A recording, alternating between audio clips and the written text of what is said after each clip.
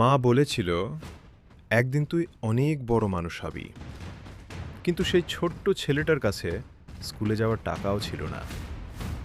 রাতের অন্ধকারে স্টেশনে চা বিক্রি করত সে, আর দিনের বেলা মানুষের অপমান শুনেও চুপচাপ হাসত। একদিন ছেলেটা আকাশের দিকে তাকিয়ে বলল, গরিব হয়ে জন্মেছি, কিন্তু গরিব হয়ে মরব না। তারপর শুরু হলো সংগ্রাম, ঘুমহীন রাত, অসংখ্য কষ্ট আর হার না মানা লড়াই। আজ সেই ছেলেটাই নিজের মায়ের জন্য নতুন বাড়ি বানিয়েছে, আর মানুষ তাকে এখন স্যার বলে ডাকে।